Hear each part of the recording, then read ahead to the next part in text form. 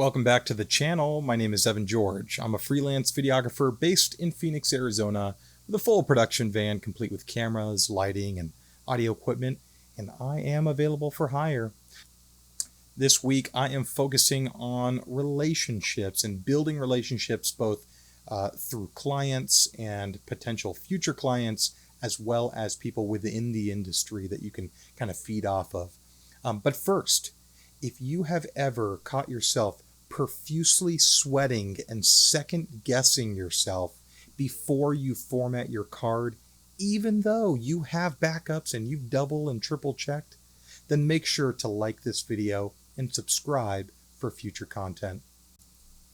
So interestingly enough, the client who we are interviewing today, I have done work for a number of years, and even after I stopped doing work for them, when another company wanted to interview them and do some work, they ended up reaching out to me because I know the client very well. I know the building, I know the location, I know a lot of the background, the history of this company.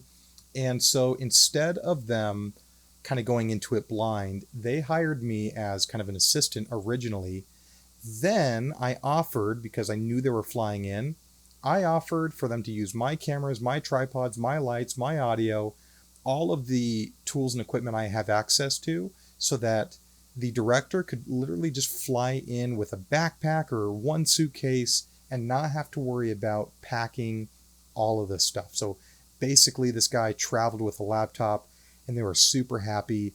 The benefit to me is obviously a little bit more work, a little bit more income, but to them, it was just such a relief.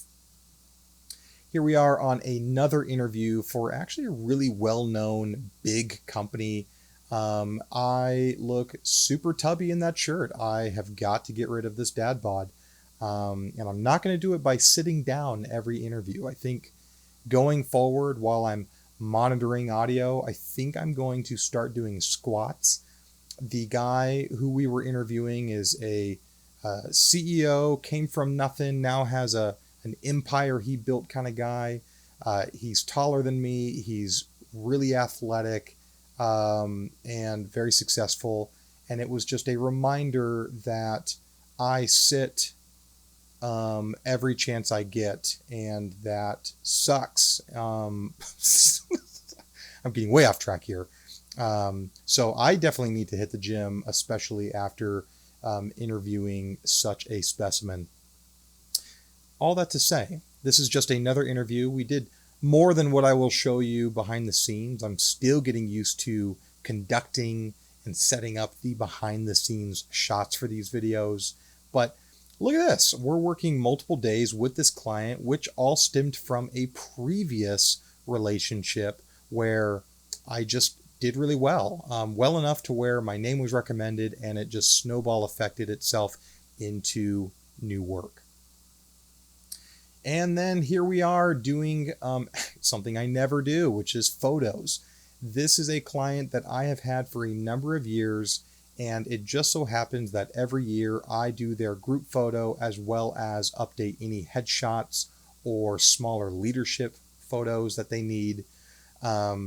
We also did a lot of video this day, but we, of course, needed to update their photos, and so I borrowed a photography camera and I made it happen.